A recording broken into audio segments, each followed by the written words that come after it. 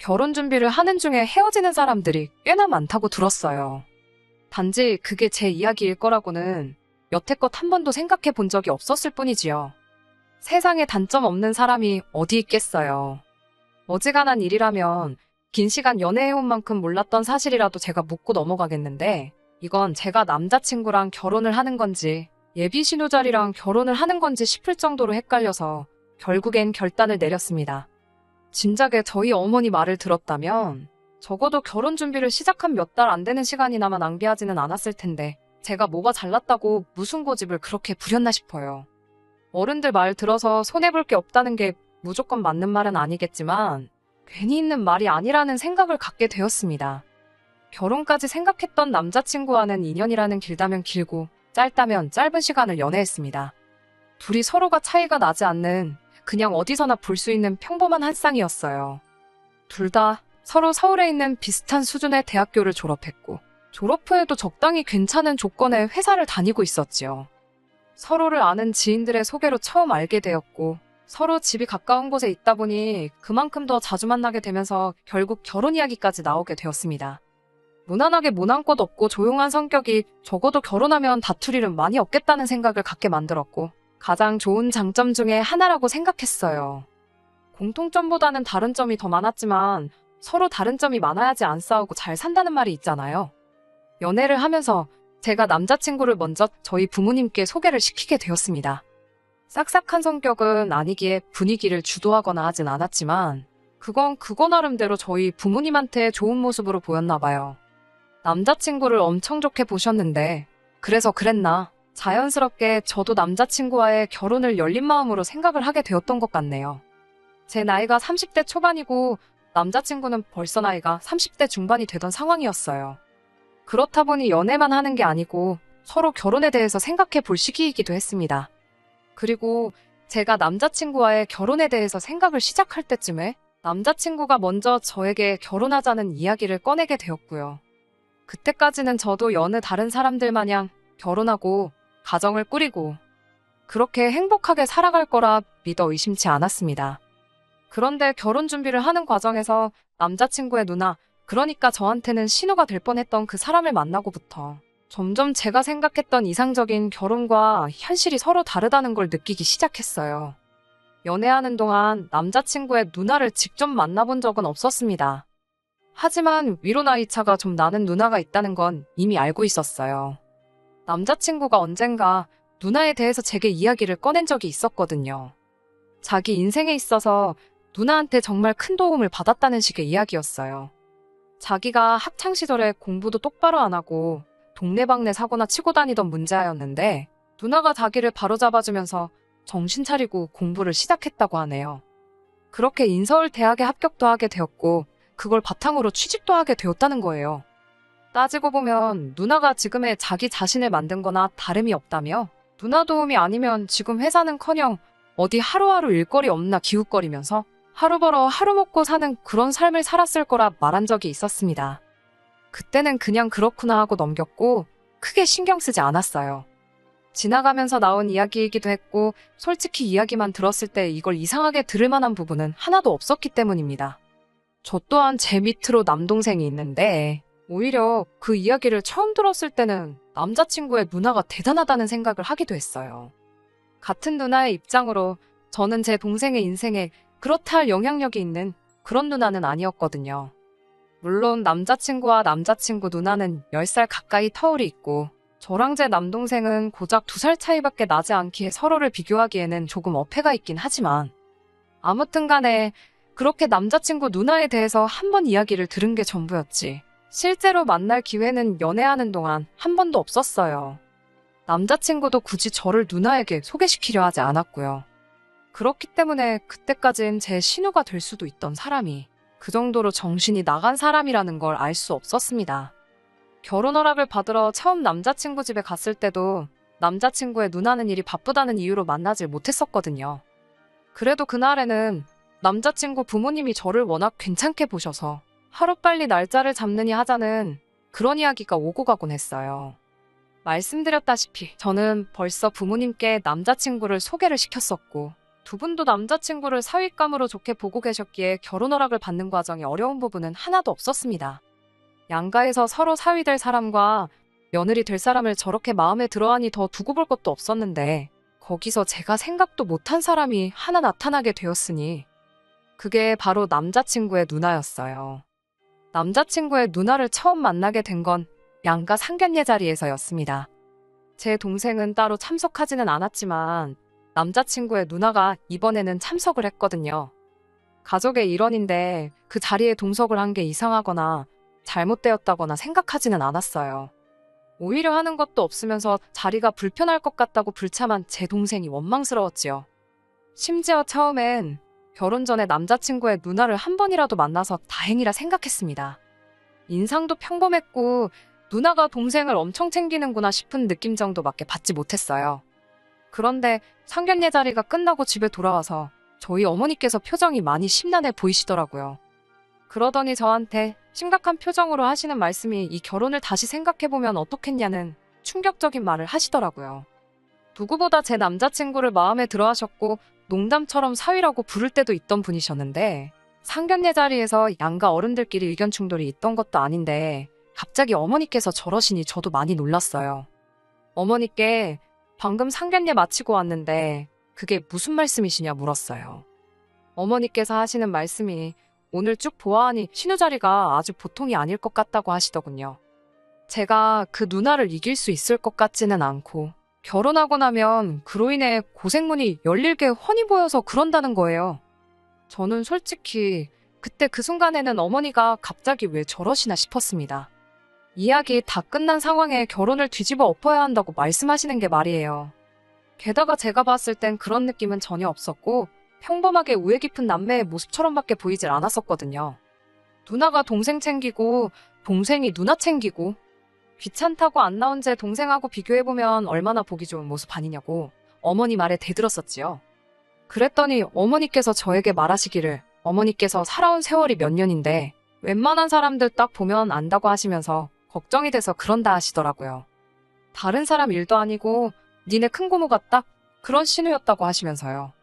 저희 친가 쪽, 그러니까 저희 할머니께서 아들 욕심이 있으셔서 아버지 위로 누나가 4명이나 있어요. 아버지 위로 큰아버지도 계시긴 하는데 아들 하나 잘못되면 어쩌냐며 두 번째 아들을 봐야 한다고 해서 그렇게 된 거래요. 아무튼 덕분에 어머니께서는 졸지에 4명의 시누에게서 시집살이를 당하셨다고 해요. 그런데 당시 아버지는 어머니한테 시집살이가 다 그런 거 아니겠냐며 너가 참아라 하는 식으로 따로 중간 역할을 안 해주셨다 합니다. 그도 그럴 게 큰고모 아버지가 터울이 많이 나서 큰고모가 아버지를 업어 키우다시피 했대요. 그러니 당시 아버지는 큰고모의 말을 거역할 수 없던 상황이었고 그런데 그 피해는 고스란히 저희 어머니가 받으셨던 거예요. 할아버지 할머니 돌아가시고 나서부터는 큰고모가 저희 부모님한테 키워준 값을 내놓으라며 매달 생활비 100만 원씩 보내라고까지 해서 그제서야 아버지가 정신 차리고 큰고모와는 연을 끊고 지내고 있어요. 아무튼 그것 때문에 아직도 저희 어머니는 큰고모 이야기만 나오면 치를 떠시는데 어머니 말씀은 큰고모가 딱 그 짝이라고 하시면서 당신이 보낸 고된 시간을 딸인 제가 똑같이 받을까봐 걱정이 된다 하시대요. 남자친구가 순한 성격에 싫은 소리 하나 못하는 성격인데 과연지 누나랑 제가 문제가 생겼을 때 딱 부러지게 중간 역할도 못할 것 같고 저희 아버지 마냥 누나 뜻에 따르자 네가 참아라 할 것 같다고 하시더라고요. 아직 결혼 날짜를 잡은 것도 아닌데 더 늦기 전에 무르는 게 좋지 않겠냐고 하시길래 제가 요즘 이때가 어느 땐데 신우 시집살이 이야기를 하시냐고 세상이 많이 변했다고 걱정 붙들어 매라고 말을 제가 딱 잘라버렸어요. 걱정하시는 어머니를 뒤로하고 저는 저대로 다시 결혼 준비에 집중을 하기 시작했습니다. 어쨌든 인생에 단 한 번 있는 결혼식인데 소중한 기억이었으면 싶어서 실수 없이 잘 준비하고 싶었어요. 제가 회사에서 하는 일이 연관이 되어 있기 때문에 여태까지 들어간 비용부터 앞으로 들어갈 비용까지 결혼식에 관련한 모든 걸 꼼꼼히 정리해 표로 만들어 놓았습니다. 아낄 수 있는 곳은 아끼고 욕심 부릴 곳은 욕심 좀 내려고 했어요. 남는 건 사진밖에 없다잖아요. 그래서 웨딩 촬영이나 본식 촬영 부분에 예산을 넉넉하게 잡았어요. 그러면서 자연스럽게 스드메 쪽에도 비용이 평균보다는 조금 더 들어가게 되었지요. 하지만 그렇다고 해서 그게 막 몇천만 원 단위로 더 들어가는 것도 아니고 몇십만 원 차이밖에 나지 않았어요. 남자친구도 자기는 이런 거 잘 모른다며 저보고 알아서 잘 준비하라고 말을 했는데 제가 정리해놓은 표를 보여주고 며칠 지나지 않아서 갑자기 결혼식 비용에 대해서 길게 할 말이 있다고 저를 불러내더라고요. 그런데 그 자리에 나가보니 다른 사람도 아니고 남자친구의 누나가 그 자리에 같이 앉아 있었어요. 남자친구의 말은 겸사겸사라고 상견례 때 말고는 누나를 따로 소개시켜준 적이 없지 않았냐며 이참에 누나랑 인사도 시키고 그러려고 불렀다 하대요. 그때부터 촉이 안 좋긴 했는데 역시나 안 좋은 예감이 틀리는 법이 없더라고요. 남자친구의 누나가 제가 남자친구한테 보내줬던 예산을 정리해놓은 표를 들이밀면서 옳게 될 사람이 씀씀이가 아주 보통이 아닌 것 같아. 신우되는 사람으로 그냥 두고 볼 수가 없어서 한마디 하러 나왔다는 말을 하더라고요. 그때 문득 어머니께서 제게 걱정되었다고 하신 그 말이 떠올라서 아차 싶었습니다. 그리고 제가 준비한 예산을 두고 주저리 꼬투리를 잡기 시작하더라고요. 웨딩홀 식사는 미리 먹어봤느냐 하는 사소한 잔소리로 시작해서 본격적으로 시비를 걸어오기 시작했어요. 저도 여기저기 알아봤고 결혼식 비용에 신혼여행까지 포함해 2천이면 평균적인 비용이라고 알고 있었는데 돈을 물쓰듯이 쓰네 어쩌네 하면서 내 결혼식인데도 마치 자기가 결혼하는 것 마냥 이것도 잘 알아본 것 맞냐 저건 너무 비싼 거 아니냐 하면서 자기 말만 들으면 결혼식 비용을 반으로 줄여주겠다니 어쩌니 허세를 다 부리더라고요. 결혼식 영상이니 웨딩 사진이니 결혼하고 나서 아이라도 태어나보라고 그런 거 보면서 추억에 잠길 여유 같은 게 없는 것이 현실이라면서 쓸데없는 데다가 거금을 쓰지 말라더라고요. 시간을 돌릴 수가 있으면 자기는 웨딩 사진부터 생략하겠다나 어쩐다나요. 그러더니 스드메도 자기가 다니는 동네 미용실 언니한테 부탁할 테니 그 사람한테 받으라고 하고 촬영도 자기 지인 중에 사진 아주 기가 막히게 찍는 사람이 있다며 그 사람한테 부탁을 하겠다는 겁니다. 돈 아끼는 것도 좋지만 각자 분야에 프로페셔널들이 있고 저도 다 알아보고 진행한 건데 뭐 저렇게 감노하라, 배노하라 하는 건지. 그런데 그 와중에 남자친구도 지 누나 말에 고개를 끄덕이면서 이렇게 돈을 아낄 수 있는 부분이 많았냐고 하면서 역시 경험을 무시할 수는 없다면서 누나 대단하다고 엄지를 축혀 올려 세우고 있더라고요. 애초에 내가 내 결혼식을 어떻게 하는 건 이제 더 이상 중요한 문제가 아닌 듯 싶었어요. 제가 알아서 하겠다는 말을 하기도 전에 그럼 스드메랑 촬영은 이렇게 넘어가면 되고 하면서 다음 할 말을 또 끄집어내더라고요. 저희가 생각해둔 결혼식 날짜가 내년 3월 중순쯤 추위가 살짝 풀릴 때쯤에 올릴 계획이었어요.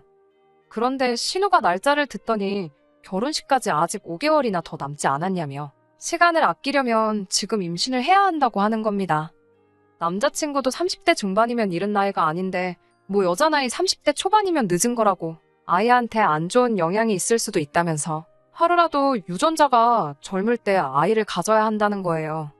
그러면서 아직 5개월이나 시간이 남았으니 결혼식 올리기 전에 아이를 가질 수 있도록 지금부터 노력을 하라는 겁니다.